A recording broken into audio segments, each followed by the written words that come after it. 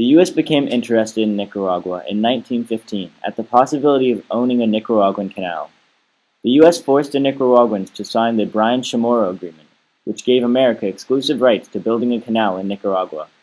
During the 1930s in Nicaragua, the Somoza family was in power and was one of the richest families in Central America. They enriched themselves during World War II by claiming all German-owned land in Nicaragua and by owning 51 cattle ranches and 46 coffee farms. The Somozas also had close relations with the U.S., but later on they were mainly militarily backed by Israel and Argentina. Meanwhile, a leftist anti-Somoza group known as the Sandinistas began to grow out of the Socialist Party in 1961. They derived their name from Augusto Sandino, who was a military leader trying to expel U.S. troops from Nicaragua. They are known as the FSLN, or the Sandinista National Liberation Front.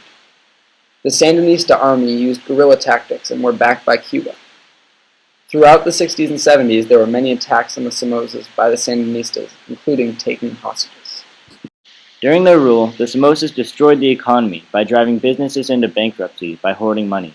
In the 1960s and 70s, the Somozas began to lose popularity as they were internationally humiliated by the Sandinistas. The population heavily leaned towards the Sandinistas. However, the Somozas still enjoyed the benefits of U.S. support and its powerful allies. The Sandinistas won a war against the Somozas in the year 1979, and Daniel Ortega became the president for the first time. When the FSLN came into power, the U.S. and the CIA made it their priority to remove them because they were communist. Because of this, the U.S. helped form the Contras. The Contras were a group of counter-revolutionaries made mainly up of old Somoza National Guard members. They used terrorist-like guerrilla warfare to attempt to take down the Sandinista government. Eventually, Congress passed a law banning the CIA from helping the Contras, so the CIA started illegally helping them. The CIA needed to get money under the table so that they could buy the Contras weapons, and they got this money by selling weapons to Iran. The Contras did not succeed, but they kept trying to defeat the Sandinistas through a war of attrition. Finally, after the Sandinistas won the war, the U.S. persuaded Nicaragua to have an election in 1990. However, due to threats from the U.S. government, the FSLN stated they would not end their unpopular military draft.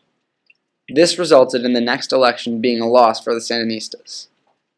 17 years later, the Sandinistas were back in power again, with Daniel Ortega once again elected president. Nicaragua has become the fastest growing economy in Central America, and Ortega and the new and improved FSLN party seem to be here to stay.